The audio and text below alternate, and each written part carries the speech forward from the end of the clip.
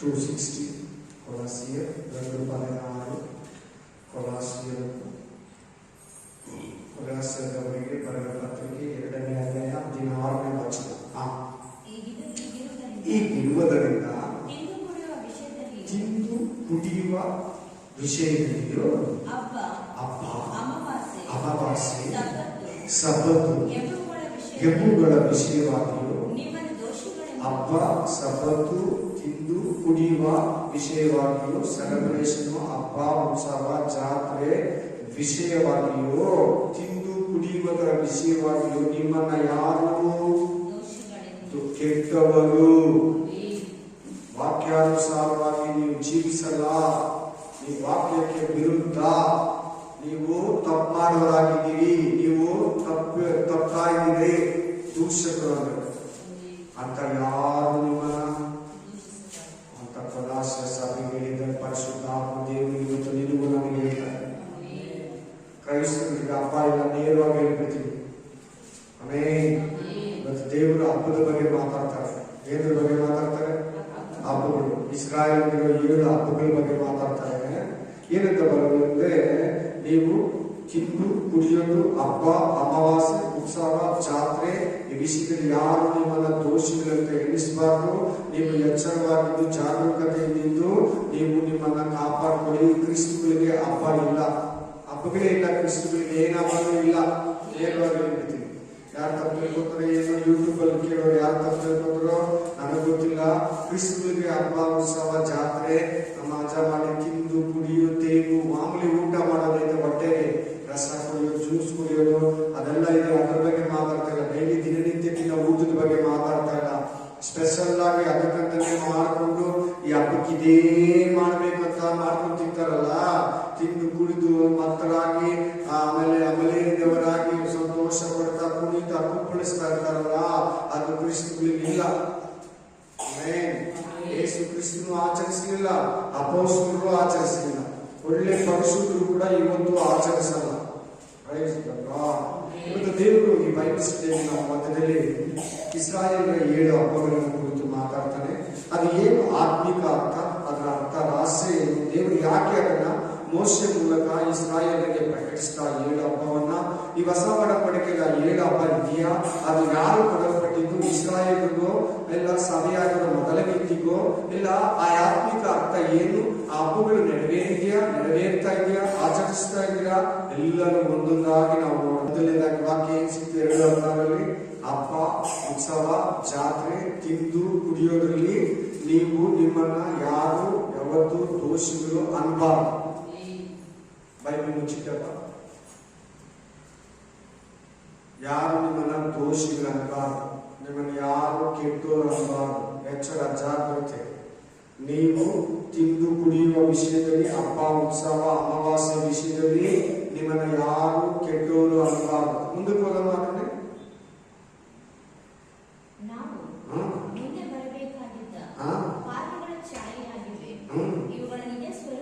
ಇವುಗಳ ನಿಜ ಸ್ವರೂಪವು ಕ್ರಿಸ್ತನೇ.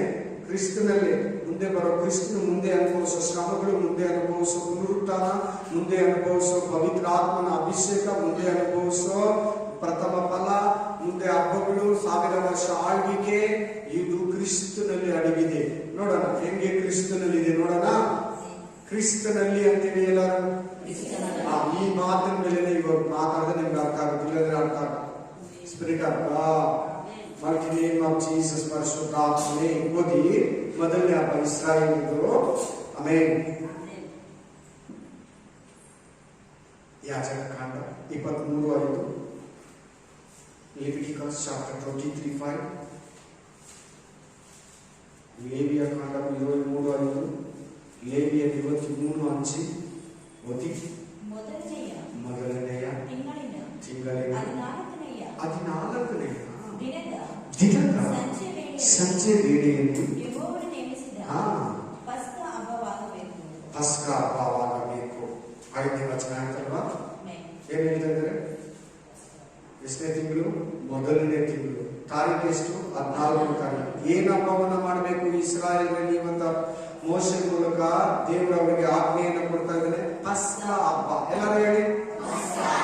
ಏನ್ ವಾಕ್ಯ ಹೇಳ್ತದೆ ಪಸ್ಕ ಹಬ್ಬವನ್ನ ಮಾಡಿ. ಯಾವಾಗ? ಮೊದಲನೇ ತಿಂಗಳು 14ನೇ ತಾರೀಕು ನೀವು ಹಬ್ಬವನ್ನ ಮಾಡಿ ಅಂತ ಇಸ್ರಾಯೇಲರಿಗೆ ಒಂದು ಹಬ್ಬವನ್ನ ಕೊಡ್ತಾ ಇದ್ದಾರೆ. ಹಲ್ಲೆಲೂಯಾ. ಅದೇ ಹಬ್ಬ ಏನ್ ಹಬ್ಬದ ಹೆಸರು? ಪಸ್ಕ. ಪಸ್ಕ ಹಬ್ಬ. ಪಸ್ಕ ಅಂದ್ರೆ ಏನು? ಪಸ್ಕ ಅಂದ್ರೆ ಪಾಸ್ ಓವರ್, ನಮ್ಮಿಂದ ಹೀಗೆ ಮಾರಿ ಹೋಗು. Hallelujah. Pass over. Hallelujah. Praise. ನೋಡಿ, ಇದೇ ಹಬ್ಬನ ಎಲ್ಲಿ ಕೊಟ್ಟ ಅಂದ್ರೆ ಫಸ್ಟ್ ಇವರು ಈ ಪಸ್ಕ ಅಂದ್ರೆ ಏನಂದ್ರೆ ಕುರಿ ಕುಯ್ಯೋದು. ಏನ್ ಕುಯ್ಯೋದು? ಪ್ರತಿಯೊಬ್ಬರು ಒಂದು ಕುರಿಯನ್ನು ಕುಯ್ದು ಎಲ್ಲಾರು ಹಬ್ಬ ಮಾಡ್ಕೊಂಡು ಅದನ್ನ ತಿಂದು ಬಿಸಾಕ್ಬಿಡ್ಬೇಕು. ಮಿಕ್ಕಿದನ್ನ ಬಿಸಾಕ್ಬಾರ್ದು. ಎಷ್ಟು ಬೇಕು ಅಷ್ಟೇ ಕುಯ್ಬೇಕು. ಅವ್ರ ಮನೆ ಲೆಕ್ಕ ಇಲ್ಲ ಪಕ್ಕದ ಮನೆಯವ್ರಿಗೆ ಕೊಡ್ಬೋದು. ಪಸ್ಕ ಹಬ್ಬ. ಹಲ್ಲೆಲೂಯಾ. ನೆಕ್ಸ್ಟ್ ದಿನಕ್ಕೆ ತಿನ್ನಂಗಿಲ್ಲ, ಇಟ್ಕೊಳ್ಳಂಗಿಲ್ಲ. ಅದನ್ನ ಎಷ್ಟು ಬೇಕು ಅಷ್ಟೇ ಅವ್ರಿಗೆ ಕುಟುಂಬಕ್ಕೆ ಇಲ್ಲ ಪಕ್ಕದ ಮನೆಯವ್ರ ಜಾಯಿಂಟ್ ಆಗಿ ಅದನ್ನ ತಿಳ್ಕೊಬೇಕು. ಪಸ್ಕ ಹಬ್ಬ ಅಂದ್ರೆ ಈ ಹೊಸ ಒಡಂಬಡಿಕೆ ಏನಂತ ಆಮೇಲೆ ಹೇಳ್ತೀನಿ. ಇದಕ್ಕೆ ಎಲ್ಲಿ ಕೊಟ್ಟ ಅದನ್ನು ಫಸ್ಟ್ ಅಂತ ನಾವು ನೋಡೋಣ. ಎಕ್ಸೋಡಸ್ ಚಾಪ್ಟರ್ 12:3, ಆಮೇಲೆ ನಿರ್ಗಮ ಕಾಂಡ 12:3, ವಿಮೋಚನ ಕಾಂಡ 12:3 ಓದಿ.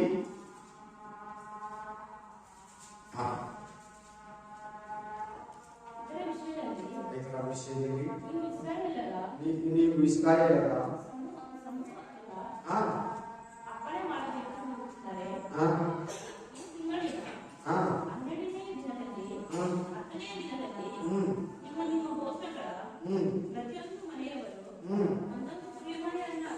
ಎಷ್ಟೆಷ್ಟು ಒಂದೊಂದು ಕುರಿಮನ್ನಾಗಲಿ ಅಥವಾ ಆಡು ಮರಿಯನ್ನಾಗಲಿ ತೆಗೆದುಕೊಳ್ಳಬೇಕು.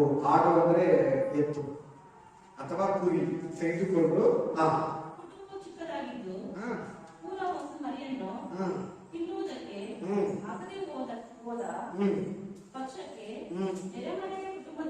ನೆರೆಮನೆಯ ಕುಟುಂಬದೊಂದಿಗೆ ಸೇರಿ ಒಬ್ಬೊಬ್ಬನು ಇಷ್ಟಿಷ್ಟು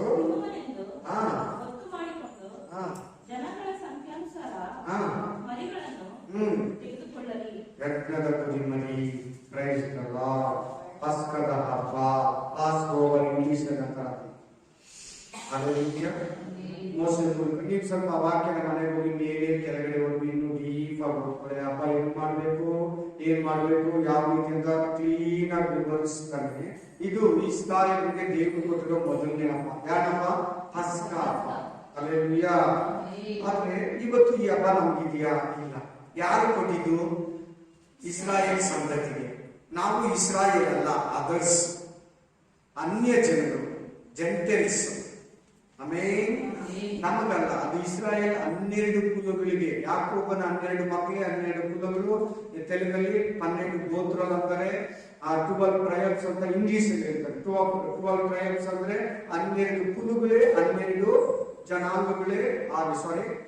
ಇಸ್ರಾಯೇಲ್ ಜನಾಂಗವಾಗಿ 12 ಕುಲಗಳು ಇಸ್ರಾಯೇಲ್ ಜನಾಂಗವಾಗಿ ಅವರಿಗೆ ಈ ಹಬ್ಬವನ್ನ ಕೊಟ್ಟಿದ್ದು. ಇವತ್ತು ಕೆಲವು ಪಂಗಡದವರು, ಕೆಲವು ಜನಾಂಗದ ಕ್ರೈಸ್ತರಲ್ಲಿ ಅನಿಸ್ಕೊಂಡವ್ರೆ ಈ ಹಬ್ಬಗಳೆಲ್ಲ ನಮಗಿದೆ, ನಾವು ಮಾಡ್ತಾ ಇಲ್ಲ, ನಾವು ಬಿಟ್ಬಿಟ್ಟಿದ್ವಿ, ಇದೆಲ್ಲ ನಾವು ಮಾಡ್ಬೇಕು, ನಮ್ಮ ಬೈಬಲ್ ಅಲ್ಲಿ ಬರ್ತಿದ್ಯಲ್ವಾ, ನಾವೆಲ್ಲ ಇದನ್ನ ಬಿಟ್ಕೊಂಡು ಹೋಗ್ತಾ ಅಂತ ಪ್ರಚಾರ ಮಾಡ್ಕೊಂಡು ಬರ್ತಾರೆ.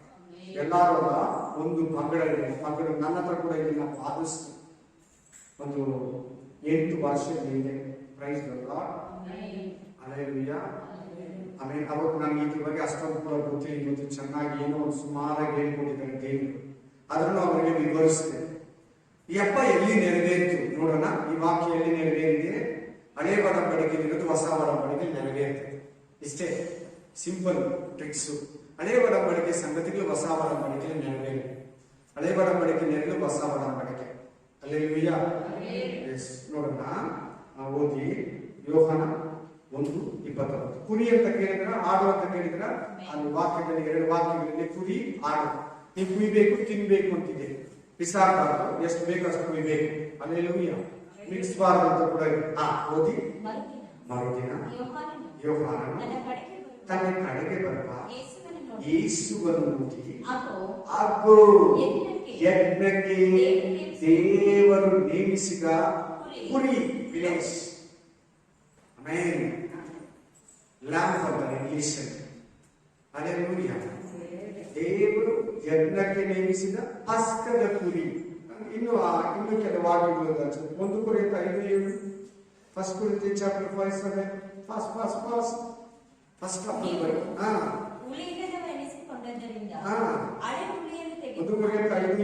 ನೀವು ಹುಳಿಯಿಲ್ಲದವರನಿಸಿಕೊಂಡಿರುವುದರಿಂದ, ಪಾಪವಿಲ್ಲದವರು ಅನಿಸಿಕೊಂಡಿರುವುದರಿಂದ ಹಳೆ ಪಾಪಗಳನ್ನು ತೆಗೆದಾಗಿ ಹೊಸ ಕಣಕದಂತಾಗಿ.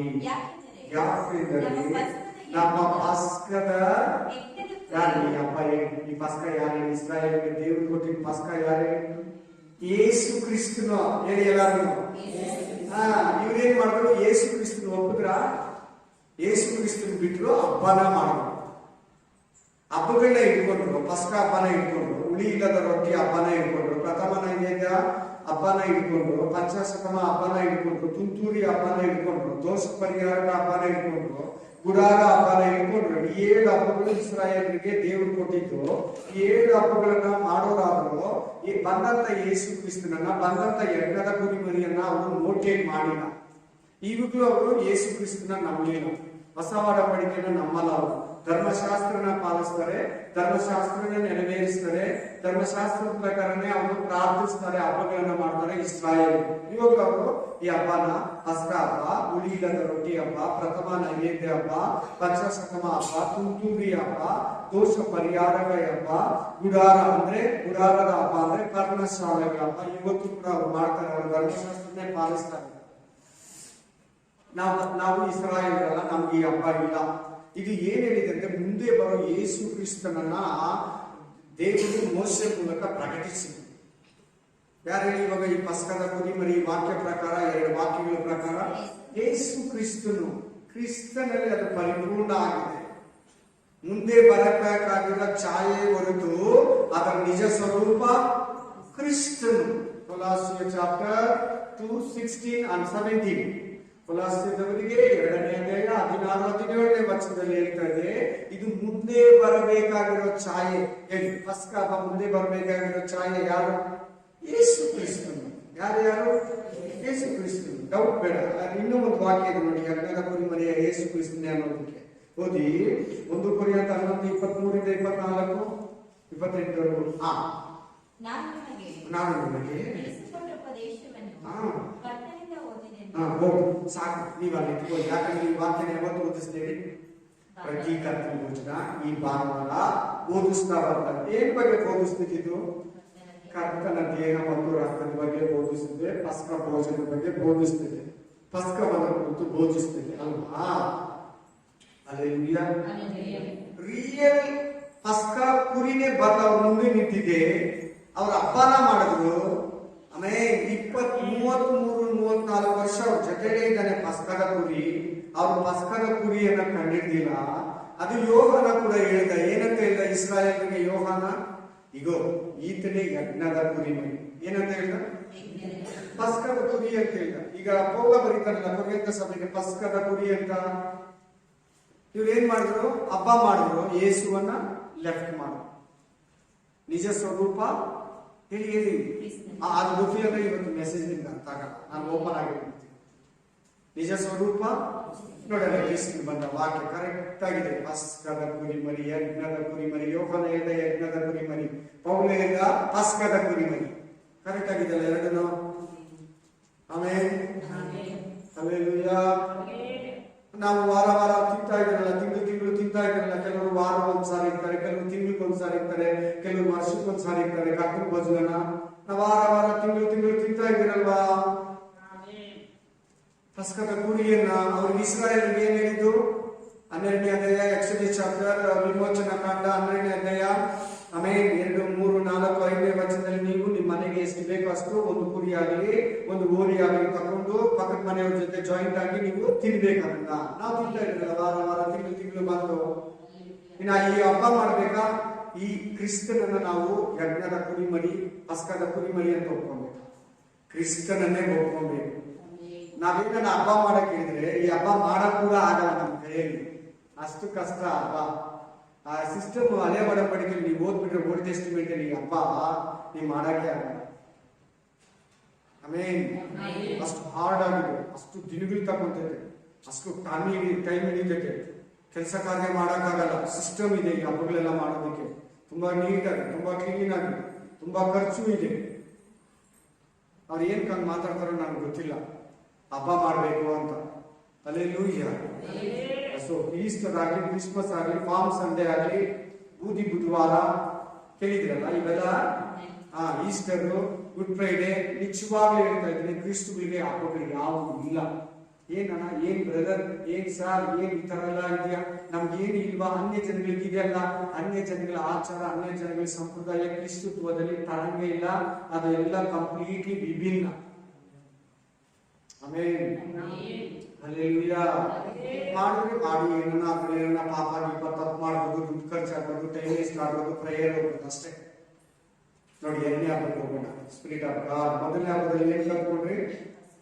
ಎಷ್ಟನೇ ತಿಂಗಳಲ್ಲಿ ಮಾಡ್ಬೇಕು? ಮೊದಲನೇ ತಿಂಗಳು ಯಾವುದು? ಬೈಬಲ್ ಪಂಚಾಂಗದ ಪ್ರಕಾರ, ಇಬ್ರಿಯ ಪಂಚಾಂಗದ ಪ್ರಕಾರ ನಿಸ್ಸಾನ್ ಮಾಸ. ಏನಂತಾರೆ ಅದನ್ನ? ನಮಗೆ ನಾವು ಪಾಲಿಸ್ತಾ ಇರೋ ರೋಮನ್ ಬೈಬಲ್ ಯಾವುದು? ಜನವರಿ. ಯಾವುದು? ಜಾನ್ವರಿ. ಇವರು ಇಬ್ರಿಯರು ಏನ್ ಹೇಳ್ತಾರೆ ಅಂದ್ರೆ, ಇಸ್ರಾಯೇಲರು ನಿಸ್ಸಾನ್ ಮಾಸ. ಏನ್ ಮಾಸ? ಎಷ್ಟನೇ ತಾರೀಕು ಮಾಡ್ಬೇಕು? 14ನೇ ತಾರೀಕು ಮಾಡ್ಬೇಕು. ಏನ್ ಮಾಡ್ಬೇಕು? ಒಂದು ಕುರಿಯನ್ನಾಗಲಿ ಒಂದು ಆಡನ್ನಾಗಲಿ ತಕೊಂಡು ಮಾಡ್ಬೇಕು. ನಮಗೆ ಏನಂದ್ರೆ ಅದು ಯೇಸು ಕ್ರಿಸ್ತನೇ ಆಗಲಿ ಯಜ್ಞದ ಕುರಿ ಮರಿ. Amen, amen, hallelujah, amen.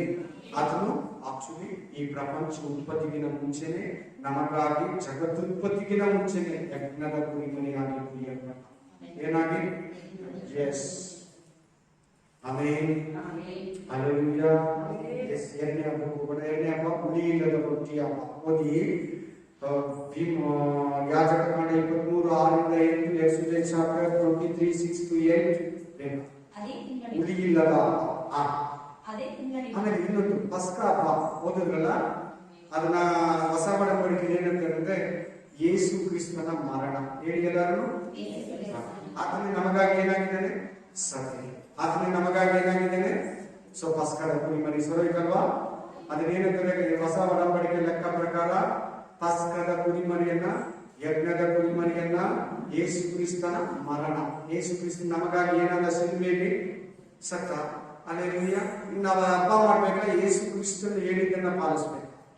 Yesu Krista ಹೇಳಿದ್ದೇ ಪಾಲಿಸ್ಬೇಕು. ಸೊ ಪಸ್ಕ ಹಬ್ಬ ಅಂದ್ರೆ ಕಾರಣ ಹೊಸ ಒಡಂಬಡಿಕೆ ಅರ್ಥ ಏನು? ಯೇಸು ಕ್ರಿಸ್ತನ ಮರಣ. ಅದಕ್ಕೆ ವಾಕ್ಯ ಕೊಟ್ಟೆ. ಒಂದು ಯೋಹನ ಗ್ರಂಥ 1:29, 1 ಕೊರಿಂಥ 5:7, 1 ಕೊರಿಂಥ 11:23-25. ಈಗ ಎರಡನೇ ಹಬ್ಬ ಹೊರಟೋಣ. Price the lord. ಹುಳಿ ಇಲ್ಲದ ರೊಟ್ಟಿ ಹಬ್ಬ. ಆಮೇಲೆ ಇದು ಯಾವಾಗ ಮಾಡ್ಬೇಕಂದ್ರೆ ಅದೇ ನಿಸ್ಸಾನ್ ಮಾಸ 15ನೇ ತಾರೀಕು. ಎಷ್ಟನೇ ತಾರೀಕು? ಪಸ್ಕ ಹಬ್ಬ ಆಚರಿಸಿದ್ದು ನೆಕ್ಸ್ಟ್ ಡೇ. ಪಸ್ಕ ಹಬ್ಬ ಆಚರಿಸಿ ನೆಕ್ಸ್ಟ್ ಡೇನೇ ಮಾಡ್ಬೇಕು. ಹಲ್ಲೆಲೂಯಾ. ಓದಿ 23:6-8 ಓದಿ ಫಾಸ್ಟ್. 15ನೇ ದಿನ ನಿಸ್ಸಾನ್ ಮಾಸ ಮೊದಲನೇ ತಿಂಗಳು 15ನೇ ದಿನದಲ್ಲಿ ಹುಳಿ ಇಲ್ಲದ ರೊಟ್ಟಿಗಳು. ಏನಪ್ಪ ಇದೆ ಹೆಸರು? ಏನಪ್ಪ? ಹುಳಿ ಇಲ್ಲದ ರೊಟ್ಟಿ ಹಬ್ಬ. ಯೆಹೋವನಿಗೋಸ್ಕರ ಆಚರಿಸಬೇಕು. ಅದು ಮೊದಲುಗೊಂಡು 7 ದಿನಗಳಲ್ಲಿಯೂ ಹುಳಿಯಿಲ್ಲದ ರೊಟ್ಟಿಗಳನ್ನು ಎಷ್ಟು ದಿನ? 7 ದಿನಗಳು ಹುಳಿ ಇಲ್ಲದ ರೊಟ್ಟಿಗಳನ್ನ ಊಟ ಮಾಡಬೇಕು.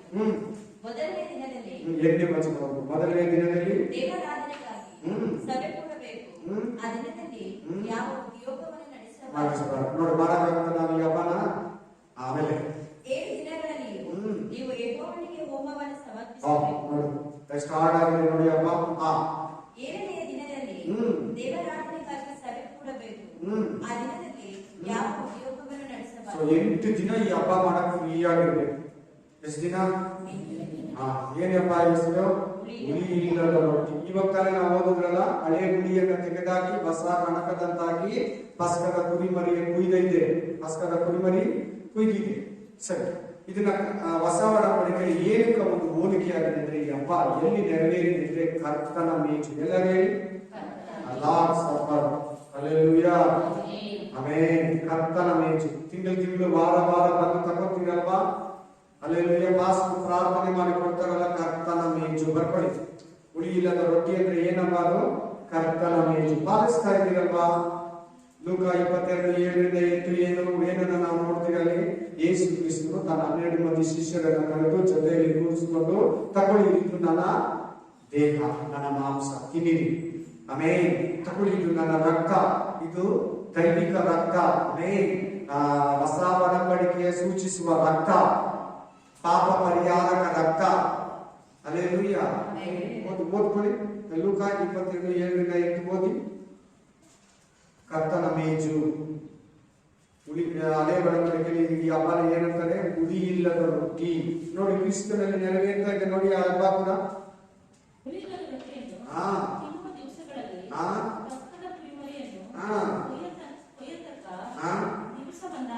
ಅಗ್ಗು 2 ವರ್ಡ್ಸ್ ಇದೆಯಲ್ಲೇ. ಪಸ್ಕದ ಕುರಿಮರಿ ಅಂತಿದ್ಯಾ, ಹುಳಿ ಇಲ್ಲದ ರೊಟ್ಟಿ ಹಬ್ಬ ಅಂತಿದ್ಯಾ. ಬಂದಾಗ ಏನ್ ಮಾಡ್ತಾ ಇದ್ದಾರೆ ನೋಡಿ ಯೇಸು ಕ್ರಿಸ್ತನು. ಹೌದಮ್ಮ? ನೀವು ಹೋಗಿ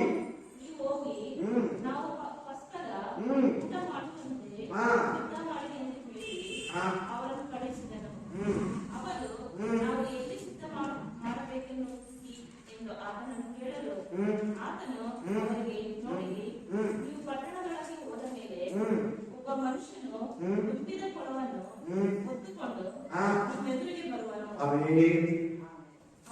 ಒಳ್ಳೆ ಮೇಲಂತಸ್ತಿನಲ್ಲಿರೋ ಎಲ್ಲ ಸುಸಜ್ಜಿತವಾಗಿರೋ ಫಸ್ಟ್ ಫ್ಲೋರ್ ಅಲ್ಲಿ ನಿಮ್ಗೆ ಎಲ್ಲಾ ವಸ್ತುಗಳ ಐಟಮ್ಗಳನ್ನ ಕೊಡ್ತಾರೆ. ಎಲ್ಲಿ ನೆರವೇರಿತು? ಉಳಿಲ್ಲದ ರೊಟ್ಟಿ ಹಬ್ಬ ಎಲ್ಲಿ ನೆರವೇರ್ತೀವಿ? ಕ್ರಿಸ್ತನಲ್ಲಿ. ನಾವು ವಾರ ವಾರ ಬಂದು ತಿಂಗಳು ಬಂದು ಕ್ರಿಸ್ತನ ದೇಹವನ್ನು ತಗೊಳ್ತಾ ಇದ್ದೀರಲ್ಲ, ದೇಹ ಮತ್ತು ರಕ್ತವನ್ನ ಕುಡಿತಾ ಇದ್ದೀರಲ್ಲ, ರೊಟ್ಟಿ ಮತ್ತು ರೊಟ್ಟಿ ಮಾಂಸವನ್ನು ಯೇಸು ಕ್ರಿಸ್ತನ ದೇಹವನ್ನು ತಿಂತಾ ಇದ್ದೀರಲ್ಲ, ಯೇಸು ಕ್ರಿಸ್ತನ ರಕ್ತ ಕುಡಿತಾ ಇದ್ದೀರಲ್ಲ. ಕರ್ತನ ಮೇಜು ಬರ್ಬಳಿ ಎಲ್ಲಾದ್ರು. ಉಳಿ ಇಲ್ಲದ ರೊಟ್ಟಿ ಅಂದ್ರೆ ಏನು? ಕರ್ತನ ಮೇಜು. ಪಾಪ ಬಿದ್ದರೆ ತಿನ್ಬೇಕು. ಹೆಂಗ್ ತಿನ್ಬೇಕು ಅದನ್ನ? ಅದು ಯಾವಾಗ ಮಾಡೋದು? ಹಳೆ ಒಡಂಬಡಿಕೆ ಇಸ್ರಾಯೇಲರು ನಿಸ್ಸಾನ್ ಮಾಸ 15ನೇ ತಾರೀಕು ಮಾಡ್ಬೇಕು. ನಾವು ಹೀಗೆ ವಾರ ವಾರ ತಿಂಗಳು ಬಂದು ತಗೊಂಡು ತಿಂದು ಈ ಹಬ್ಬವನ್ನು ಆಚರಿಸ್ತಾರೆ. ಇನ್ನು ಈ ಹಬ್ಬನೇ ರಿಯಲ್ ಆಗಿ ಮಾಡಕ್ಕಾಗುತ್ತಾ? ಮಾಡ್ಬೇಕಂದ್ರೆ ಎಷ್ಟು ತಗೋಬೇಕಂದ್ರೆ 6 ಸೇರಿ ಒಂದು ರೊಟ್ಟಿ ಮಾಡಿ. ಎಷ್ಟು ಸೇರು? 6 ಸೇರು 6 kg ಒಂದು ರೊಟ್ಟಿ ಮಾಡ್ಬೇಕು. ಆತರ 2 ರೊಟ್ಟಿ ಮಾಡ್ಕೊಬೇಕು. ಅಲ್ಲಿ ನೋಡಿ ಇದೆ, ಹೋದ್ರ ಎಲ್ಲಿ ಹೇಳಿ? ಯಾಜಕಕಾಂಡ 23:6-8. ಹಲ್ಲೆಲೂಯ. 6 kg ಹಸಿಟ್ಟು ತಂದು ಒಂದೇ ರೊಟ್ಟಿ ಮಾಡ್ಬೇಕಂದ್ರೆ ಆತರ 2 ರೊಟ್ಟಿ. ಹಲ್ಲೆಲೂಯ. Praise the lord. ಅರ್ಥ ಆಯ್ತು ನಿಮ್ಗೆ ಹೇಳ್ತಾರೆ ಅದು ಇಸ್ರಾಯೇಲ್ ಕೊಟ್ಟಿದ್ದ ಹಬ್ಬ ಎಷ್ಟು ಹಾರ್ಡ್ ಆಗಿದೆ ಅಂತ. Praise the lord. Hallelujah. So ಇದು ಹೊಸ ಒಡಂಬಡಿಕೆಯಲ್ಲಿ ನೆರವೇರಿದೆಯಾ? ಯಾವಾಗ ನೆರವೇರ್ತೇಳಿ? ಲೂಕ 22:7-8. ಈಗ ನಾವು ಕೂಡ ಪ್ರತಿ ಭಾನುವಾರ ಎಲ್ಲಾ ಸಭೆಗಳಲ್ಲಿ ಪ್ರತಿ ಭಾನುವಾರ ನೆರವೇರಿಸ್ತಾರೆ. ಕ್ಲಿಯರ್ ಆಯ್ತು ವಾಕ್ಯ? ಆಯ್ತಾ ಇಲ್ವಾ? ಹಬ್ಬ ಕ್ರಿಸ್ತನಲ್ಲಿ ನೆರವೇರಿದೆಯಾ ಇಲ್ವಾ? 3ನೇ ಹಬ್ಬಕ್ಕೆ ಹೊರಟೋಗೋಣ. 3ನೇ ಹಬ್ಬ ಪ್ರಥಮ ನೈವೇದ್ಯ ಹಬ್ಬ. ಏನಪ್ಪ? ಇದನ್ನ ಹೊಸ ಒಡಂಬಡಿಕೆಯಲ್ಲಿ ಕ್ರಿಸ್ತನಲ್ಲಿ ಏನ್ ಹಬ್ಬವಾಗಿ ಮಾರ್ಪಟ್ಟು ನೆರವೇರಿದೆ ಅಂದ್ರೆ ಕರ್ತನ ಪುನರುತ್ಥಾನ, ರೆಜರೆಕ್ಷನ್. ಕರ್ತನ ಪುನರುತ್ಥಾನ ಪ್ರಥಮ ನೈವೇದ್ಯ ಹಬ್ಬ. ನೋಡೋಣ, ಓದಿ. ಲಿವಿಟಿಕಸ್ 23:9-14, ಯಾಜಕಕಾಂಡ 23:9-14. ಮೋಶೆಗೆ ಹೇಳಿದ್ದೇನೆಂದರೆ ಹೀಗೆ ಆಜ್ಞಾಪಿಸಬೇಕು, ನಾನು ನಿಮಗೆ ಕೊಡುವ ದೇಶದಲ್ಲಿ ನೀವು ಸೇರಿದ ನಂತರ ಅದರ ಜವೆ ಗೋಧಿಯ ಪೈರನ್ನು ಕೊಯ್ಯುವಾಗ ಪ್ರಥಮ ಫಲದ ಸಿಗುವುದು. ಏನೇನೇನು? ಫಸ್ಟ್ ಪೈರ್. ಫಸ್ಟ್ ಪೈರು. ಪೈರ್ ಅಲ್ಲ, ಪೈರು. ಫಸ್ಟ್ ತೆನೆ ಕುಯ್ತೀರಲ್ಲ, ಅದನ್ನ ಎತ್ಕೊಂಡ್ಬಂದು ಚರ್ಚೆಗೆ ಕೊಟ್ಬಿಡ್ಬೇಕು. ಅದನ್ನ ಎತ್ಕೊಂಡ್ಬಂದು ಎಲ್ಲಿ ಕೊಟ್ಬಿಡ್ಬೇಕು? ಯಾರಿಗೆ? ಯಾಜಕನ ಕೈಗೆ. ಅದಕ್ಕೆ ನೈವೇದ್ಯ ಮಾಡ್ಬೇಕು. ಅದನ್ನ ಬೆಂಕಿಯಲ್ಲಿ ಸುಡಬೇಕು. ಮಾಡ್ತೀರಾ? ಆಗುತ್ತಾ? ಅದ್ ಹೆಂಗೆ ಹೇಳಿದ್ರು ಅವ್ರು ನನ್ನ ಹತ್ರ ಬಂದು ಗೊತ್ತಿಲ್ಲ, ಈ ಹಬ್ಬಗಳೆಲ್ಲ ನಮ್ಗಿದೆ, ನಾವು ಬಿಟ್ಬಿಟ್ಟಿದ್ದೀರಿ, ಮಾಡ್ತಾ ಇಲ್ಲ ಅಂತ ಮಾಡ್ತಾರೆ. ಅವ್ರು ಅದು ಬೋಧಿಸ್ತಾರೆ, ಮಾಡಕ್ಕಾಗಲ್ಲ ಅವ್ರ ಕೈಯಲ್ಲಿ. ಬಿಟ್ಬಿಡ್ತಾರೆ, ಮಾಡ್ಬೇಕು ಅಂತ ಹೇಳ್ತಾರೆ ತಿರ್ಗಾ ಅವರು. ಓದಿ. ಯಾಜಕನ ಬಳಿಗೆ ತಂದು ಒಪ್ಪಿಸಬೇಕು. ನೀವು ಅಂಗೀಕಾರವಾಗುವಂತೆ ಅವನನ್ನು ಯೆಹೋವನ ಸನ್ನಿಧಿಯಲ್ಲಿ ನೈವೇದ್ಯವಾಗಿ ನಿವಾಳಿಸಬೇಕು. ಸಬ್ಬತ್ ದಿನದ ಮಾರನೆಯ ದಿನದಲ್ಲಿ ಅದನ್ನು ನಿವಾಳಿಸಬೇಕು. ಅದು ಏನಿದೆ ನೋಡಿ, ಸಬ್ಬತ್ ದಿನದ ಮಾರನೇ ದಿನ ಅಂದ್ರೆ ಭಾನುವಾರ. ಯಾವತ್ತು? ಶನಿವಾರ ಮಾಡಂಗಿಲ್ಲ, ಸೋಮವಾರ ಮಾಡಂಗಿಲ್ಲ, ಬುಧವಾರ ಮಾಡಂಗಿಲ್ಲ, ಹೋಗಿ ಸಂಡೇ. ಎಷ್ಟು ಹಾರ್ಡ್ ಆಗಿದೆ ನೋಡಿ ಅವರಿಗೆ ಕಂಡೀಷನ್. ಧರ್ಮಶಾಸ್ತ್ರದಲ್ಲಿ ಹಳೆ ಒಡಂಬಡಿಕೆಯಲ್ಲಿ ಕೊಟ್ಟಿರೋ ಕಂಡೀಷನ್ಗಳು ಬಹಳ ಕಷ್ಟ. ನೀವು ಹಳೆ ಒಡಂಬಡಿಕೆ ಪ್ರಕಾರ ನಡೆಯೋಕ್ಕಾಗಲ್ಲ, ನಡೆಯಕ್ಕಾಗೋದೇ ಇಲ್ಲ. ಆದ್ರೆ ಹಳೆ ಒಡಂಬಡಿಕೆ ಪ್ರಕಾರ ಕೋಪು ಏಟು ಮಾತ್ರ ದ್ವೇಷ ಸಾಧಿಸ್ತೀವಿ. ಆಮೇಲೆ ನಮ್ಗೆಲ್ಲ ಹಬ್ಬಗಳು ಕೊಟ್ಟಿದ್ದು ಇಸ್ರಾಯೇಲರಿಗೆ. ಸರಿ, ಈ ಹಬ್ಬ ಎಲ್ಲಿ ನೆರವೇರಿತು? ಈ ಹಬ್ಬದ ವಿಷಯವಾಗಿ ಏನ್ ಹೇಳ್ತಿದೆ ಬೈಬಲು ನೋಡೋಣ. ಪ್ರಥಮ ನೈವೇದ್ಯ ಹಬ್ಬ ಅಂದ್ರೆ ಫಸ್ಟ್ ಪೈರು ಏನಂದ್ರೆ ಒಂದು ಎಕರೆದಲ್ಲಿ ಫಸ್ಟ್ ತೆನೆ. ಒಂದು ಎಕರೆದಲ್ಲಿ ಸರಿ, ಈ ಭೂಮಿಯಲ್ಲಿ ಇಷ್ಟು ಜನ ಇದ್ದೀರಲ್ಲ, ಭೂಮಿಯಲ್ಲಿ ಎಷ್ಟು ಜನ ಇದ್ದೀರ? ಇಷ್ಟು ಮಂದಿ ಇದ್ದೀರ, ಇನ್ನು ಹುಡ್ತಾನೆ ಇದ್ದಾರೆ. ಯೇಸು ಕ್ರಿಸ್ತನು ಇದೆ ಈ ಭೂಮಿಯಲ್ಲಿ, ಇದ್ನ ಇಲ್ವಾ? ನಮ್ಮ ತರ ಮನುಷ್ಯನಲ್ವಾ? ನಮ್ಮ ತರ ದೇವರು ಮನುಷ್ಯನಾಗಿ ಇದು ಚೆನ್ನಾಗಿ ಗಮನ ಇಟ್ಕೊಂಡು ಕೇಳಿ, ಅವಾಗಲೇ ನಿಮ್ಗೆ ಅರ್ಥ ಆಗೋದು. ಆಮೇಲೆ ಓದಿವಿ first Corinthians 15:20-23. First Corinthians chapter 15:20-23. ಓದ್ಬಿಡಿ ಬೇಗ. First Corinthians chapter 15:20-23. ಒಂದು ಕೊರಿಯಂತ 15:20-23. ಯಾವ ಪ್ರಕಾರ ಆದರೆ ಕ್ರಿಸ್ತನು ಸತ್ತವರೊಳಗಿಂದ ಎದ್ದು ಬಂದೇ ಇದ್ದಾನೆ. ನಿದ್ರೆ ಹೋದವರಲ್ಲಿ ಪ್ರಥಮ ಫಲ ಅಂತ ಬಂತು. ಕ್ಯಾಚ್ ಮಾಡಿ, ಚೆನ್ನಾಗಿ ಪಾಯಿಂಟ್ ಮಾಡಿ. ಪ್ರಥಮ ಅಂತ ಬಂತ ನೋಡಿ ಅಲ್ಲಿ. ಯೇಸು ಕ್ರಿಸ್ತನು ಏನಾಗಿದ್ದಾನೆ? ಪ್ರಥಮ. ಇನ್ನು ಯಾರು ಎದ್ದೇಳಿಲ್ಲ, ಯಾರು ಸಮಾಧಿಗಳು ತೆರೆದಿಲ್ಲ, ಯಾರು ಪರಲೋಕಕ್ಕೆ ಹೋಗಿಲ್ಲ. ಫಸ್ಟ್ ಯೇಸು ಸ್ವಾಮಿ ಸತ್ತವರೊಳಗಿಂದ ಎದ್ದೇಳಿರು. ಇಷ್ಟು ಭೂಮಿಯಲ್ಲಿ ಜೀವಂತವಾಗಿ ಸತ್ತಿ ಎದ್ದಿರೋದಂದ್ರೆ ಯೇಸು ಕ್ರಿಸ್ತನು. ನೆಕ್ಸ್ಟ್ ಯಾರು ಎದ್ದೇಳ್ತಾರೆ ಅಂದ್ರೆ ಆತನ ಭಕ್ತರು, ಅಂದ್ರೆ ಮೊದಲ ರೀತಿ ಸಭೆ, ವಿಸಿಬಲ್ ಚರ್ಚ್. Amen, hallelujah. ಆತನು ಪ್ರಥಮ ಪುನರುತ್ಥಾನ, ಆತನು ಪ್ರಥಮ ಫಲ ದಿನಗಳು. ದೇವರಿಗೆ ಇಷ್ಟು ಮನುಷ್ಯರಲ್ಲಿ ಫಸ್ಟ್ ಎದ್ದೇಳಿರೋದು ಯಾರಂದ್ರೆ ಯೇಸು ಕ್ರಿಸ್ತನು. ಯಾರು ನೋಡಿ, ಪ್ರಥಮ ಫಲ ನಿಮಗೆ ಕೊಟ್ಟಿದ್ದು 3ನೇ ಹಬ್ಬ ಹೆಸರೇನು? ಪ್ರಥಮ ನೈವೇದ್ಯ ಹಬ್ಬ. ಯೇಸು ಕ್ರಿಸ್ತನಿಗೆ ಪ್ರಥಮ ನೈವೇದ್ಯ ಯಾರು? ಮನುಷ್ಯರಲ್ಲಿ ದೇವರಿಗೆ ಯಾರು ಪ್ರಥಮ ನೈವೇದ್ಯ? ಮನುಷ್ಯರಲ್ಲಿ ಯೇಸು ಕ್ರಿಸ್ತ. ನಂತರ ಸಭೆ, ಆಮೇಲೆ 3 ವರ್ಷ 7 ವರ್ಷ ಉಪದ್ರವ ಕಾಲದಲ್ಲಿ ಹೋಗೋರು, ಆಮೇಲೆ ಹಳೆ ಒಡಂಬಡಿಕೆ ವಿಶ್ವಾಸಗಳು. ಹೀಗೆ ಒಂದೊಂದು ಸ್ಟೆಪ್ ಚರ್ಚ್ ಹೋಗ್ತಾರೆ, ಪರಲೋಕ ಒಳಗೆ ಹೋಗ್ತಾ ಇರ್ತಾರೆ. ಫಸ್ಟ್ ಯಾರು ಹೇಳಿ ನೋಡೋಣ? ಯೇಸು. ಆಮೇಲೆ ಯಾರು ಆಗ್ತಾರೆ? ಸಭೆ, ಮೊದಲ ಗಿದ್ದಿ ಸಭೆ. ಯಾರು?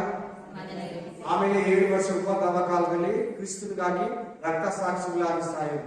ಆಮೇಲೆ ಹಳೆ ಒಡಂಬಡಿಕೆ, ಇಲ್ಲಿ ಸುಮಾರು ವೆರೈಟಿ ಇದೆ. ಆ ಎಲ್ಲಾ ವೆರೈಟಿ ಪರಲೋಕದಲ್ಲಿ ಸೇರ್ತಾ ಇರ್ತಾರೆ. ಫಸ್ಟ್ ಯಾರು?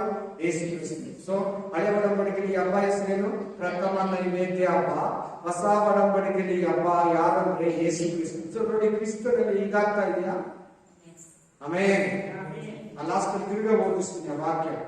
ಕ್ರಿಸ್ತನಲ್ಲಿ ನೆರವೇರ್ತಾ ಇಲ್ವಾ ಈ ಹಬ್ಬ? ಕ್ಲಿಯರ್ ಆಗುತ್ತಾ?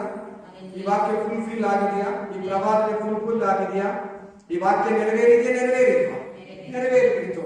ಇನ್ನು ಆ ಹಬ್ಬ ಮಾಡ್ಬೇಕಾ? ಯೇಸು ಕ್ರಿಸ್ತನ ಪುನರುತ್ಥಾನವನ್ನು ನಾವು ನಂಬಿ ಅದಕ್ಕೆ ಸೇರ್ಬೇಕಾ?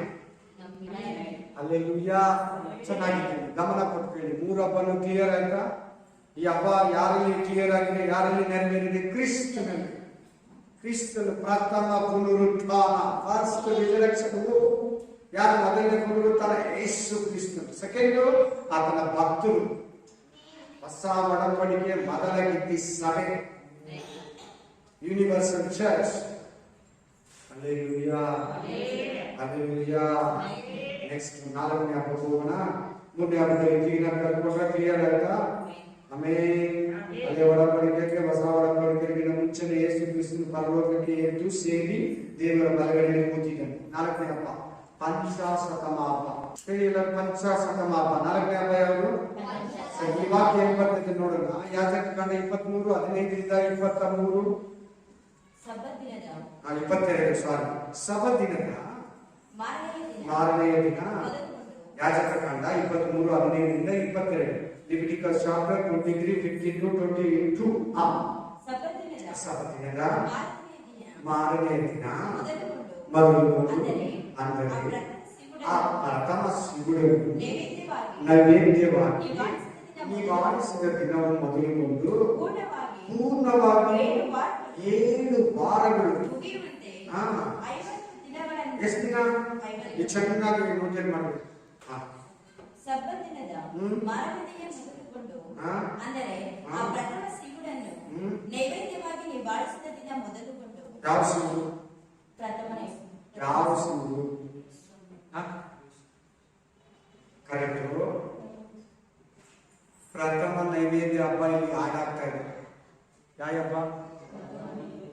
ಅದು ಯಾಜಕನಿಗೆ ಎತ್ಕೊಂಡು ಹೋಗಿ ಕೊಟ್ರಲ್ಲ, ಅಲ್ಲಿಂದ 50 ದಿನ. ಎಲ್ಲಿಂದ? ಅಲ್ಲಿ 7 ವಾರ ಅಂತಿದೆ ನೋಡಿ. ಎಷ್ಟು ವಾರ? 7 ವಾರ ಅಂದ್ರೆ ಎಷ್ಟು ದಿನ? 7 into 7 49 ಡೇಸ್. 49 ದಿನ. 7 into 7 49 ದಿನ. ನೆಕ್ಸ್ಟ್ ಡೇ ಅಂದ್ರೆ 50ನೇ ದಿನ. ಎಷ್ಟನೇ ದಿನ? ಪಂಚಶತಮ ಹಬ್ಬ. ಏನಬ್ಬ ಇದು? ಆ ಹಬ್ಬವನ್ನು ಆಚರಿಸ್ಬೇಕು. ಬನ್ನಿ, ಆಕ್ಟ್ ಚಾಪ್ಟರ್ 2 ಮನೇಲಿ ಓದ್ಕೊಳ್ಳಿ. 22ವರೆಗೂ ಓದ್ಕೊಳ್ಳಿ. ಅಪೊಸ್ತಲರ ಕೃತ್ಯ 2:1-4. ಪಂಚಾಶತಮ ದಿನದ ಹಬ್ಬವು ಕೂಡಿ ಬಂದಿರಲಾಗಿ ಅಲ್ಲಿ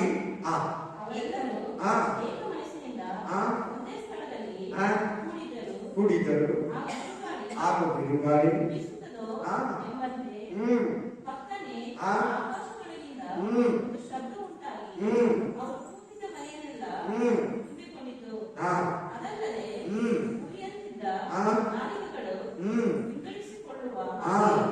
ಅವರಿಗೆ ಕಾಣಿಸಿ ಅವರಲ್ಲಿ ಒಬ್ಬೊಬ್ಬರ ಮೇಲೆ ಒಂದೊಂದಾಗಿ ಕೂತುಕೊಂಡವು. ಆಗ ಅವರೆಲ್ಲರೂ ಪವಿತ್ರಾತ್ಮಭರಿತರಾಗಿ ಆ ಆತ್ಮ ತಮ್ಮ ತಮಗೆ ನುಡಿಯುವ ಶಕ್ತಿಯನ್ನು ಕೊಡುವ ಪ್ರಕಾರ ಬೇರೆ ಬೇರೆ ಭಾಷೆಗಳಿಂದ ದೇವರನ್ನು ಸ್ತುತಿಸುತ್ತಾ ಮಾತಾಡುವುದಕ್ಕೆ ಪ್ರಾರಂಭಿಸಿದರು. ಸಾಕು. ಇದು ಏನಂತಾರೆ? ಇದನ್ನ ಪಂಚಾಶತಮ ಹಬ್ಬ ಬಂದಿರಲಾಗಿದೆ ನೋಡಿ.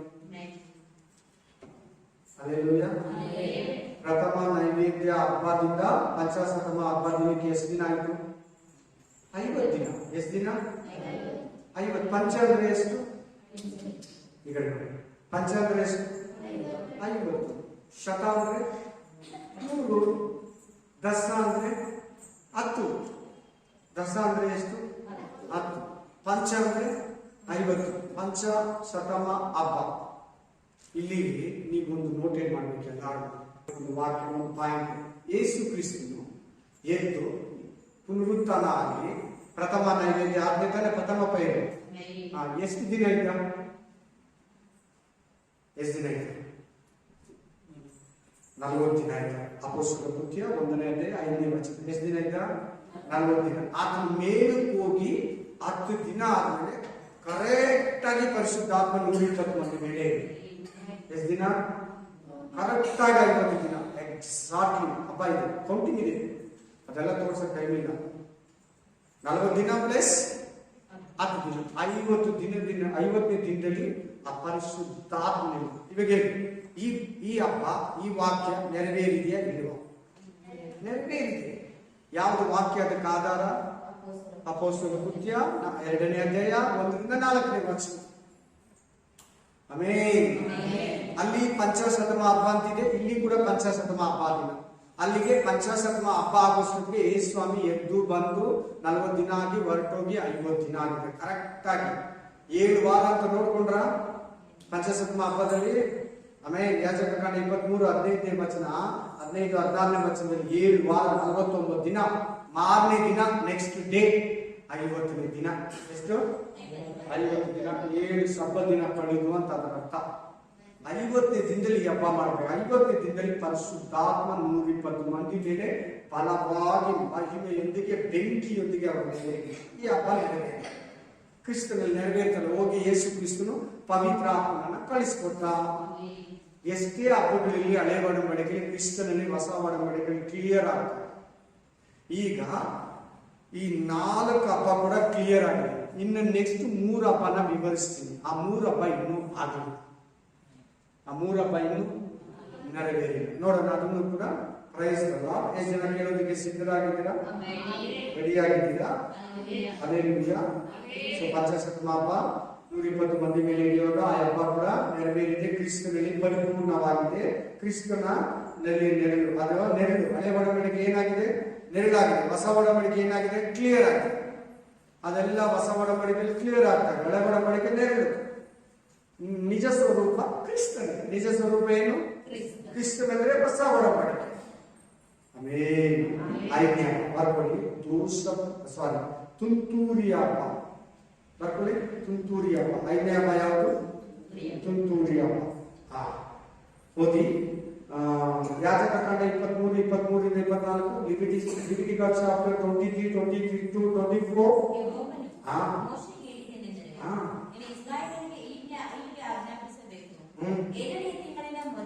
ಏಳನೇ ತಿಂಗಳು. ಎಷ್ಟನೇ ತಿಂಗಳು? 7 ತಿಂಗಳು. ನಮ್ಗೆ ಯಾವುದು? ನಮ್ಗೆ 7ನೇ ತಿಂಗಳು ಯಾವುದು? ಜುಲೈ. ಬಟ್ ಇಸ್ರಾಯೇಲರಿಗೆ ಇಬ್ರಿಯರಿಗೆ 7ನೇ ತಿಂಗಳು ಅದಲ್ಲ. ತ್ರಿಸಿ ಮಾಸ. ತ್ರಿಸಿ ಸಿಕ್ಕೆ ತಾವು ತ್ರಿಸಿ ಮಾಸ.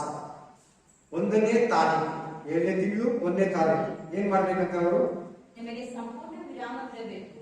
ಅದನ್ನು ತುತ್ತೂರಿಗಳ ಶಬ್ದದಿಂದ ಪ್ರಕಟಪಡಿಸಬೇಕು. ದೇವರಾಧನೆಗಾಗಿ ತುಂತೂರಿ ಊದ್ಬೇಕು. ಏನ್ ಮಾಡ್ಬೇಕಲ್ಲಿ? ಊದ್ಬೇಕು. ಈಗ ಇಷ್ಟೊತ್ತು ನಾನು ನಿಮ್ಗೆ ಎಷ್ಟು ಹಬ್ಬಗಳನ್ನ ವಿವರಿಸಿದೆ? 4 ಹಬ್ಬ. 4 ಹಬ್ಬ ಕೂಡ ನೆರವೇರಿದೆ. ಹೊಸ ಒಡಂಬಡಿಕೆಯಲ್ಲಿ 5ನೇ ಹಬ್ಬ ಇನ್ನು ನೆರವೇರಿದೆ. ತುಂತೂರಿ ಹಬ್ಬ ಏನ್ ಹೇಳೋದು? ಇದನ್ನ ಹೊಸ ಒಡಂಬಡಿಕೆಯಲ್ಲಿ ಏನಂತಾರೆ? ಕರ್ತನ ಬರೋಣ. ಎಲ್ಲರೂ ಹೇಳಿ. ಏನೇನು? ಕರ್ತನ ರಾಸುವಾಗುವುದು. ಯಾವಾಗ ನೆರವೇರ್ತದೆ? ಓದಿ. 1 ಥೆಸಲೋನಿಕ 4:16, 1 ಥೆಸಲೋನಿಕ ಚಾಪ್ಟರ್ 4:16. 1 ಥೆಸಲೋನಿಕ 4:16, 1 ಥೆಸಲೋನಿಕ ಚಾಪ್ಟರ್ 4:16. ಪ್ರಧಾನ ದೂತನ ಶಬ್ದದೊಡನೆಯೂ ದೇವರ ತುಂತುರಿಯ ಧ್ವನಿಯೊಡನೆ. ತುಂತುರಿಯ ಧ್ವನಿ ಆಕಾಶದಿಂದ ಇಳಿದು ಬರುವನು. ಆಗ ಕ್ರಿಸ್ತನಲ್ಲಿರುವ ಸತ್ತವರು ಮೊದಲು ಎದ್ದು ಬರುವರು. ಆಮೇಲೆ ಜೀವನದಲ್ಲಿ ಉಳಿದಿರುವ ನಾವು ಅಂತರಿಕ್ಷದಲ್ಲಿ ಕರ್ತನನ್ನು ಎದುರುಗೊಳ್ಳುವುದಕ್ಕಾಗಿ ಅವರ ಸಂಗಡಲೇ ಮೇಘವಾಹನರಾಗಿ ಕರ್ತನ ದೂತನ ಶಬ್ದದೊಡನೆಯೂ ಪ್ರಧಾನ ದೂತನ ಶಬ್ದದೊಡನೆಯೂ ದೇವರ ಮಹಿಮೆಯೊಂದಿಗೆ ಕ್ರಿಸ್ತನು ತನ್ನ ಸಭೆಯನ್ನು ಎತ್ಕೊಳ್ಳೋದಕ್ಕೆ ರಹಸ್ಯವಾಗಿ ಬರ್ತಾನೆ. ಸೀಕ್ರೆಟ್ ಆಗಿ ಬರ್ತಾನೆ. ಇದನ್ನ ಏನಂತಾರೆ ಕನ್ನಡದಲ್ಲಿ? ಆಮೇನ್. ತೆಲುಗಲ್ಲಿ ಬಾಗಿ, ಕನ್ನಡದಲ್ಲಿ ಇಂಗ್ಲಿಷಲ್ಲಿ ರಾಪ್ಚರ್, ತೆಲುಗಲ್ಲಿ ರಾಕಡಂ, ಕನ್ನಡದಲ್ಲಿ ಕರ್ತನ ಬರೋಣ. ಇಲ್ಲ ಒಂದು ಪದ ಕೊಟ್ಟಿದ್ದೀನಿ ನಿಮಗೆ ನಾನು. ಬರೋಣನೂ ಇದೆ. ಇನ್ನೊಂದು ಪದ ಕೊಟ್ಟಿದ್ದೀನಿ, ಎತ್ತಲ್ಪಡೋದು. ಏನು? ಎತ್ತಲ್ಪಡೆ. ಇನ್ನೆಲ್ಲರೂ ಇಲ್ಲೇ ಇರ್ತಾರೆ. ಬಿಟ್ಟು ಹೋಗಿರೋ ಕ್ರಿಸ್ತಗಳು ಇಲ್ಲೇ ಇರ್ತಾರೆ. ಡೂಪ್ಲಿಕೇಟ್ ಕ್ರಿಸ್ತಗಳು ಇರ್ತಾರೆ, ಇಲ್ಲೇ ಇರ್ತಾರೆ. ಡೂಪ್ಲಿಕೇಟ್ ಪಾಸ್ಟ್ಗಳು ಇಲ್ಲೇ ಇರ್ತಾರೆ. ಆದ್ರೆ ಆತನಿಗಾಗಿ ಕಾದಿರೋರು ಎತ್ತಲ್ಪಡ್ತಾರೆ. ಇದು ಇನ್ನೂ ನೆರವೇರಿಲ್ಲ. ಇವಾಗ ನೆರವೇರಿಲ್ಲ. ಈ ಹಬ್ಬ ಇನ್ನು ಅವ್ರಿಗೆ ಹೇಳಿದ್ರು ಹಳೆ ಒಡಂಬಡಿಕೆಯವರು. ಅವ್ರು ಇವತ್ತು ಅದು ಆಚರಿಸ್ತಾ ಇರ್ಬೋದು ಇಸ್ರಾಯೇಲಲ್ಲಿ. ಇದು ಇನ್ನೂ ನೆರವೇರಿಲ್ಲ. ಇದು ಯಾವಾಗಂದ್ರೆ 7 ವರ್ಷ ಉಪದ್ರವ ಕಾಲಕ್ಕಿನ ಮುಂಚೆ. ಹೇಳಿಯಲ್ಲಾರು ಉಪದ್ರವ ಕಾಲಕ್ಕಿನ ಮುಂಚೆ ಈ ಹಬ್ಬ ನೆರವೇರ್ತದೆ. ಕ್ರಿಸ್ತನ ಯಾರಲ್ಲಿ ನಿಜ ಸ್ವರೂಪ. ಹೇಳಿಯಲ್ಲಾರು ಕ್ರಿಸ್ತ ಯಾರು ನಿಜ ಸ್ವರೂಪ? ಕ್ರಿಸ್ತನ. ಏನ್ ಈ ಹಬ್ಬ ಹೆಸರು? ತುಂತೂರಿ ಹಬ್ಬ. ವಾಕ್ಯ ಎಲ್ಲಿದೆ? ಯಾಜಕಕಾಂಡ 23, 23-24. ಇದನ್ನ ಹೊಸ ಒಡಂಬಡಿಕೆಯಲ್ಲಿ ಏನಂತಾರೆ? ಕರ್ತನ ಬರೋಣ. ಕರ್ತನ ಬರೋಣ ಅಥವಾ ಎತ್ತಲ್ಪಡೋದು. ಅಥವಾ 3ನೇ ಪದ ಆಮೇಲೆ ರಾಕಡ, ವಾಲೆಗೆ, ರಾಪ್ಚರ್. ಹಲ್ಲೆಲೂಯಾ. ವಾಕ್ಯ 1 ಥೆಸಲೋನಿಕ 4:16. 5ನೇ ಹಬ್ಬಕ್ಕೆ ಬರೋದು 6ನೇ ಹಬ್ಬ. 6ನೇ ಹಬ್ಬ ದೋಷ ಪರಿಹಾರಕ ಹಬ್ಬ. ದೋಷ ಪರಿಹಾರಕ. ಓದಿ. ಇದು ಸ್ವಲ್ಪ ಲಾಂಗ್ ಇರ್ತದೆ. ಯಾಜಕಕಾಂಡ 23, 26-30. ಓದಿ. ಫಸ್ಟ್ ಅದೇ 7ನೇ ತಿಂಗಳಿನ 10ನೇ ದಿನವು. 7ನೇ ತಿಂಗಳ ಹೆಸರೇನು? ಬರ್ಕೊಂಡಿದ್ರೆ ಇವಾಗ ಗೊತ್ತಾಗ್ತದೆ. ಏನು 7ನೇ ತಿಂಗಳ ಹೆಸರು? ಬರ್ಕೊಂಡಿದ್ರೆ ಹೇಳ್ತೇನೆ, ಬರ್ದಿಲ್ಲ ನಾನು ಹೇಳ್ತೇನೆ. ತ್ರಿಸಿ ಹೇಳಿ. ತ್ರಿಸಿ ಮಾಸ. ತ್ರಿಸಿ ಮಾಸ ಎಷ್ಟನೇ ತಾರೀಕು? 10ನೇ ತಾರೀಕು ಕರೆಕ್ಟ್ 10ನೇ ತಾರೀಕು 10ನೇ ದಿನವು 10ನೇ ತಾರೀಕು 10ನೇ ತಿಂಗಳು 10ನೇ ತಾರೀಕು 10ನೇ ತಿಂಗಳು ಸರ್ವ ದೋಷ ಪರಿಹಾರಕ ದಿನ. ಅದರಲ್ಲಿ ದೇವರಾಧನೆಗಾಗಿ ಸಭೆ ಕೊಡಬೇಕು. ನೀವು ಪೂರ್ಣವಾಗಿ ಉಪವಾಸ ಮಾಡಬೇಕು ಮತ್ತೆ ಯೆಹೋವನ ಸನ್ನಿಧಿಯಲ್ಲಿ ಹೋಮವನ್ನು ಮಾಡಬೇಕು. ಆ ದಿನದಲ್ಲಿ ಯಾವ ಉದ್ಯೋಗವನ್ನು ನಡೆಸಬಾರದು. ಅದು ದೋಷ ಪರಿಹಾರಕ ದಿವಸ. ಅದರಲ್ಲಿ ನಿಮಗೋಸ್ಕರ ಯೆಹೋವನ ಸನ್ನಿಧಿಯಲ್ಲಿ ದೋಷ ಪರಿಹಾರಚಾರವು ನಡೆಯುವುದು. ದೋಷ ಪರಿಹಾರ, ಪಾಪ ಪರಿಹಾರ, ಅಪರಾಧ ಪರಿಹಾರ ನಡೆಯುವುದು. ಬನ್ನಿ ಪ್ರಕಟಣೆ ಗ್ರಂಥ 14:7 ಇದನ್ನ ಹೊಸ ಒಡಂಬಡಿಕೆಯಲ್ಲಿ ನ್ಯಾಯ ತೀರ್ಪು ಅಂತಾರೆ. ಹೇಳಿ ಎಲ್ಲರೂ, ನ್ಯಾಯ ತೀರ್ಪು ಯಾವಾಗ ನೆರವೇರ್ತದೆ ನೋಡೋಣ. ಓದಿ. ಅವರ ನೀವೆಲ್ಲರೂ ದೇವರಿಗೆ ಭಯಪಟ್ಟು ಆತನನ್ನು ಘನಪಡಿಸಿರಿ. ಆತನ ನ್ಯಾಯ ತೀರ್ಪು ಮಾಡುವ ಗಳಿಗೆಯು ಬಂದಿದೆ. ಭೂಲೋಕ ಪರಲೋಕಗಳನ್ನು, ಸಮುದ್ರವನ್ನು, ನೀರಿನ ಬುಗ್ಗೆಗಳನ್ನು ನೋಡಿ, ನ್ಯಾಯ ತೀರ್ಪು ಮಾಡುವ ಸಮಯ ಬಂದಿದೆ. ಇದನ್ನ ಏನಂತಾರೆ ಅಂದ್ರೆ ದೋಷ ಪರಿಹಾರಕ ಹಬ್ಬವನ್ನ ಹೊಸ ಒಡಂಬಡಿಕೆಯಲ್ಲಿ ನ್ಯಾಯ ತೀರ್ಪು. ಏನಪ್ಪ? ನ್ಯಾಯ ತೀರ್ಪು ಕಾರ್ಯ. ಏಷಯ 14:14-16 ಓದಿ. ಏಷಯ 66:14-16 ಇಲ್ಲಿ ಪ್ರಕಟಣೆ ಗ್ರಂಥ 14:7 ದೇವದೂತನು ಹೇಳ್ತಾ ಇದ್ದಾನೆ, ದೇವರು ಈ ಲೋಕಕ್ಕೆ ನ್ಯಾಯ ತೀರ್ಪು ಮಾಡೋ ಸಮಯ ಹತ್ರ ಬಂದಿದೆ. ಆಮೇಲೆ 66:14 ನಿಮ್ಮ ಹೃದಯವು ಉಲ್ಲಾಸಿಸುವುದು, ನಿಮ್ಮ ಎಲುಬುಗಳು ಹಸಿ ಹುಲ್ಲಿನಂತೆ ರಸವತ್ತಾಗುವವು. ಆಗ ಯೆಹೋವನು ತನ್ನ ಸೇವಕರ ಮೇಲೆ ಕೃಪಾಹಸ್ತವನ್ನು ವ್ಯಕ್ತಪಡಿಸಿ ತನ್ನ ಶತ್ರುಗಳ ಮೇಲೆ ರೋಷಗೊಳ್ಳುವನು. ಆಹಾ, ಯೆಹೋವನು ಬೆಂಕಿಯನ್ನು ಕಟ್ಟಿಕೊಂಡು ಬರುವನು. ಅದರ ರಥಗಳು ಗಾಳಿಯಂತಿರುವವು. ರೌದ್ರ ವೇಷದಿಂದ ತನ್ನ ಸಿಟ್ಟನ್ನು ತೀರಿಸುವನು.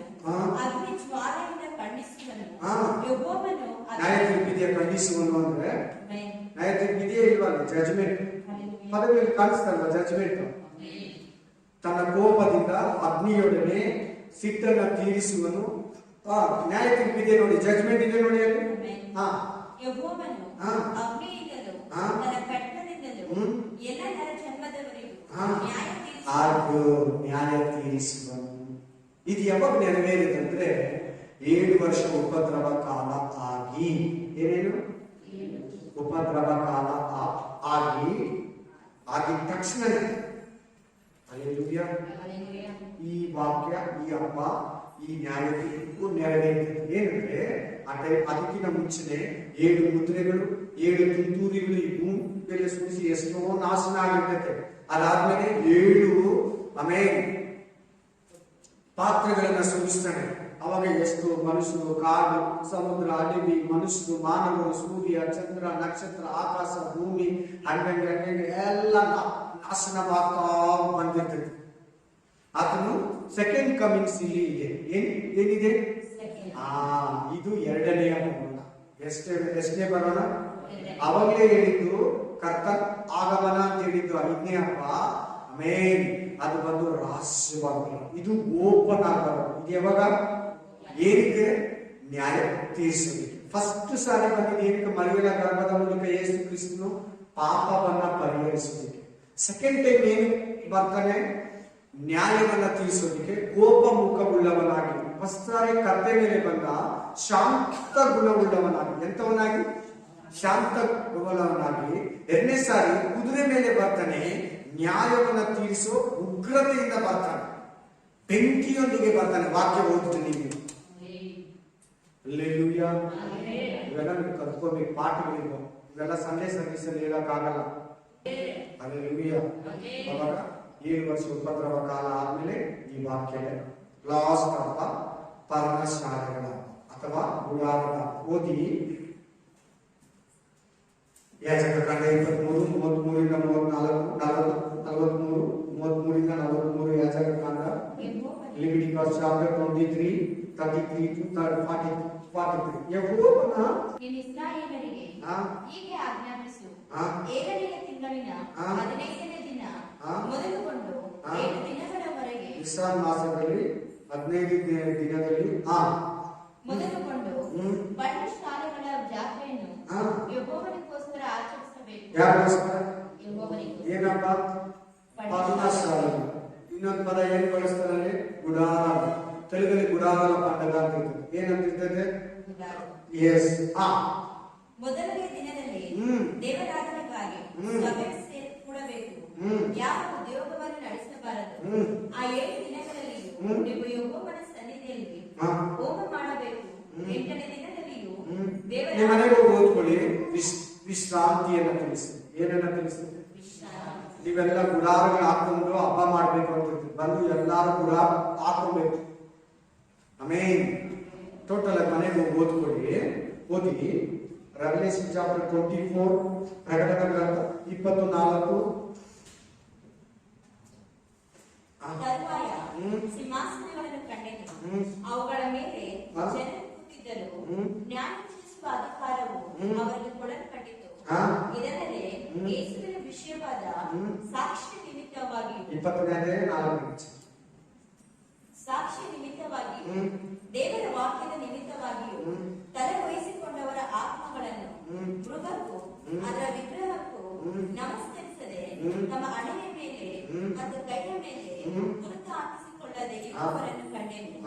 ಅವರು ಜೀವಿತರಾಗಿ ಎದ್ದು 1000 ವರ್ಷ ಕ್ರಿಸ್ತನೊಂದಿಗೆ ಆಳಿದರು. 1000. ಇದೇ ಗುಡಾರ ಅಥವಾ ಪರ್ಣಶಾಲೆಗಳ ಪೇತ್ರ ಹೇಳ್ತಾನೆ, ಗುರುವೇ ನಾವು ಇಲ್ಲೇ ಇರೋದು ಒಳ್ಳೇದು. ನಿನಗೊಂದು ಪರ್ಣಶಾಲೆಯಪ್ಪ, ಮೋಸೆಗೊಂದು, ಎಲಿಯಲಿಗೊಂದು, ನಿನಗೊಂದು ಇಲ್ಲೇ ಪರ್ಣಶಾಲೆಗಳನ್ನು ಕಟ್ತೀವಿ. ನಾವು ಇಲ್ಲೇ ಬಿಡೋಣ.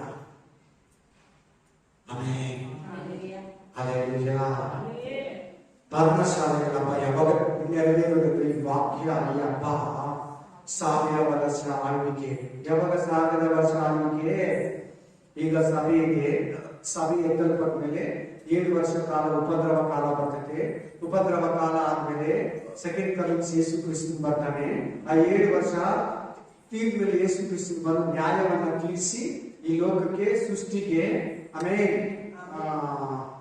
ಆಂಟಿ ಕ್ರೈಸ್ತನ ಸೋಲಿಸಿ ಆ ಯುದ್ಧ ನಡೆದ ಮೇಲೆ ಅವರನ್ನ ಜಯಿಸಿ ಕಂಪ್ಲೀಟ್ ಆಗಿ ಈ ನ್ಯಾಯವನ್ನ ತೀರಿಸಿ ಫೈನಲ್ ಅಲ್ಲ, ಅರ್ಮೆಗದಲ್ಲಿ ಯುದ್ಧಕ್ಕಿಂತ ಮುಂಚೆ ಒಂದು ಜಜ್ಮೆಂಟ್ ಇದೆ. ಜಜ್ಮೆಂಟ್ ಅನ್ನ ತೀರಿಸಿ ಕಂಪ್ಲೀಟ್ಲಿ ಕುತ್ಕೊಂತಾನೆ. ಆಲಯದಲ್ಲಿ 1000 ವರ್ಷ ಈ ಭೂಮಿಯನ್ನ ಆಳ್ವಿಕೆ ಮಾಡ್ತಾರೆ. ಅದೇ ಈ ಮನೆಗೆ ಹೋಗಿ 6ನೇ ವಚನವರೆಗೂ ಓದ್ಕೊಂಡು. ಎಷ್ಟನೇ ವಚನ? 6. Praise the lord, praise the lord.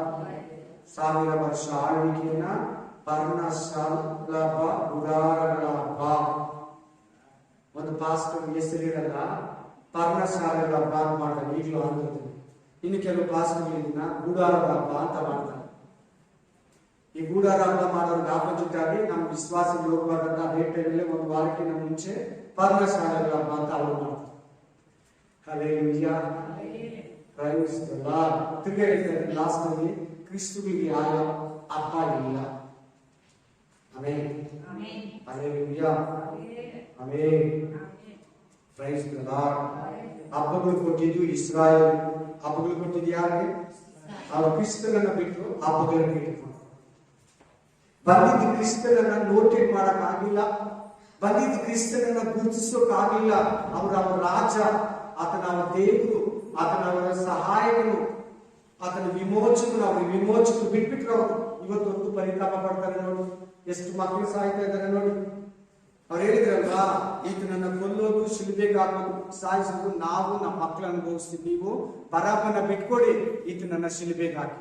ಅದು ಆ ದೋಷ, ಆ ಶಾಪ, ಆ ಇದು ನಮ್ಮ ಮೇಲೆ, ನಮ್ಮ ಮಕ್ಕಳ ಮೇಲೆ ಇರಲಿ ಅಂತ ಹೇಳಿಲ್ಲ ಅವರು ನೋಡಿ. ಇದುವರೆಗೂ ಅವರು ಒಂದು ನೆಲೆಯಲ್ಲಿ ನಿಲ್ಲಕ್ಕಾಗ್ತಾರೆ. ಇವಾಗ ಹಬ್ಬ ಮಾಡೋಕೆ ಅಲ್ಲಿ ಟೆಂಪಲ್ ಇಲ್ಲ, ಅವ್ರಿಗೆ ಯಜ್ಞ ಇಲ್ಲ, ಆಲಯ ಇಲ್ಲ, ಗುಡಾರ ಇಲ್ಲ ಅವ್ರಿಗೆ. Praise the lord, hallelujah. ಇದು ಹಬ್ಬಗಳ ರಹಸ್ಯ, ಇದು ಹಬ್ಬಗಳ ಸೀಕ್ರೆಟ್. ಆಮೆನ್. ಅಲ್ಲಿ ನಾನು ಕೂಡ ಕ್ರಿಸ್ಮಸ್ ಹಬ್ಬ ಮಾಡಿದ್ದೀನಿ, ಈಸ್ಟರ್ ಹಬ್ಬ ಮಾಡಿದ್ದೀನಿ, ಗುಡ್ ಫ್ರೈಡೇನು ಮಾಡಿದ್ದೀನಿ, ಫಾರ್ಮ್ ಸಂಡೇನು ಮಾಡಿದ್ದೀನಿ, ಬುಧವಾರನೂ ಮಾಡಿದ್ದೀನಿ. ಯಾವಾಗ ಸತ್ಯನ ತಿಳ್ಕೊಂಡು, ಯಾವಾಗ ರಹಸ್ಯಗಳನ್ನ ತಿಳ್ಕೊಂಡು, ಯಾವಾಗ ದೇವರು ಈಗಾಗ್ಲಿ ನಾನು ಮಾತಾಡ್ತಾ ಇದ್ದೀನಿ. ಸುಮ್ಮನೆ ಟೈಮ್ ವೇಸ್ಟ್ ಮಾಡಬಾರ್ದು, ಜನಗಳನ್ನ ಸುಮ್ಮನೆ ಅಡ್ಡಡ್ಡಿಕ್ಕಿ ಓಡಿಸಬಾರ್ದು, ದುಡ್ಡು ವೇಸ್ಟ್ ಮಾಡಬಾರ್ದು. ಯಾಕಂದ್ರೆ ಈ ಚರ್ಚೆ ಕೊಡುವಾಗ ಜನಗಳು ಸಾಲ ಮಾಡಿ ತಂದ್ಕೊಡ್ತಾರೆ. ಮರ್ಯಾದೆ ಪ್ರಶ್ನೆ ಅಂತೀವಿ. ಹಬ್ಬಗಳು ಮಾಡಕ್ಕೆ ಏನ್ ಮಾಡಕ್ ಕೊಡ್ತಾರೆ? ಸಾಲ ಮಾಡಿ ತಂದ್ಕೊಡ್ತಾರೆ. ತಮ್ಮ ಮನೆಗೆ ದೇವ್ರು ಕೊಟ್ರೆ ನಮ್ಗೆ ಕೊಡ್ತಾರೆ ಅಂತ ಕೊಡ್ತಾರೆ. ಅವ್ರು ಮಾಡ್ತಾ ಇರೋದು ಪಾಪ ಅಂತ ಗೊತ್ತಾಗಲ್ಲ.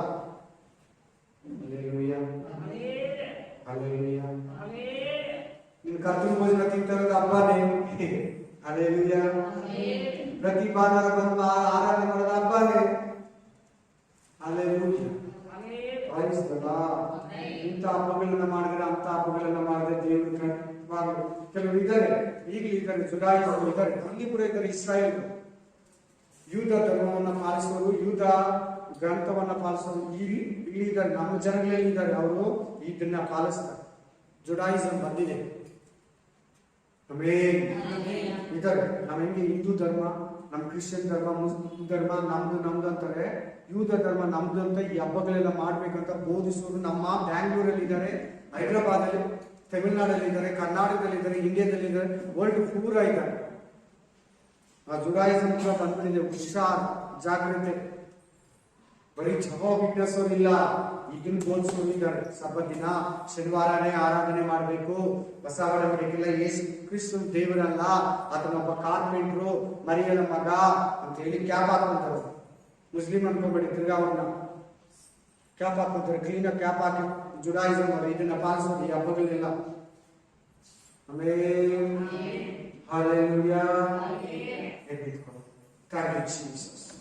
ಈ ಬೈಬಲ್ ಸ್ಟಡಿಯಲ್ಲಿ ಏಸಯ್ಯ 7 ಹಬ್ಬಗಳನ್ನ ಕುರಿತು ಧ್ಯಾನಿಸುವ ಕೃಪೆಯನ್ನ ಹೊಸ ಒಡಂಬಡಿಕೆಯಲ್ಲಿ ವಾಕ್ಯಗಳನ್ನು ಕೊಟ್ಟು ವಾಕ್ಯಾನುಸಾರ ನಮ್ಮನ್ನು ವಿವರಿಸುತ್ತಿದ್ದ 7 ಹಬ್ಬಗಳು, 7 ಹೊಸ ಒಡಂಬಡಿಕೆಯಲ್ಲಿ ಕ್ರಿಸ್ತನ ಸೂಚನೆ ಆಗಿದೆ. ಆತನ ಮರಣದಿಂದ ಹಿಡಿದು 1000 ವರ್ಷ ಆಳ್ವಿಕೆವರೆಗೂ ಒಂದೊಂದು ಸೂಚನೆಯನ್ನು ತೋರಿಸುತ್ತಿದ್ದೀರ. ಪ್ರಥಮ ಆತನ ಪುನರುತ್ಥಾನವನ್ನು ತೋರಿಸುತ್ತಿದ್ದ ರಾಜ, ಪವಿತ್ರಾತ್ಮನ ಅಭಿಷೇಕವನ್ನು ತೋರಿಸುತ್ತಿದ್ದ ರಾಜ, ಆಮೇಲೆ ತೂರಿ ಶಬ್ದವನ್ನ ಸಭೆ ಎತ್ತಲ್ಪಡೋದನ್ನ ತೋರಿಸ್ತಿದ್ದೆ ರಾಜ, ಈ ಲೋಕಕ್ಕೆ ನ್ಯಾಯವನ್ನು ತಿಳಿಸೋದನ್ನ ತೋರಿಸ್ತಿದ್ದೆ ರಾಜ. 1000 ವರ್ಷ ಆಳ್ವಿಕೆಯನ್ನ ಕುರಿತು ತೋರಿಸ್ತಿದ್ದೆ. ಪಸ್ಕ ಹಬ್ಬ, ಹುಳಿಯಿಲ್ಲದ ರೊಟ್ಟಿ ಹಬ್ಬ, ಪ್ರಥಮ ನೈವೇದ್ಯ ಹಬ್ಬ,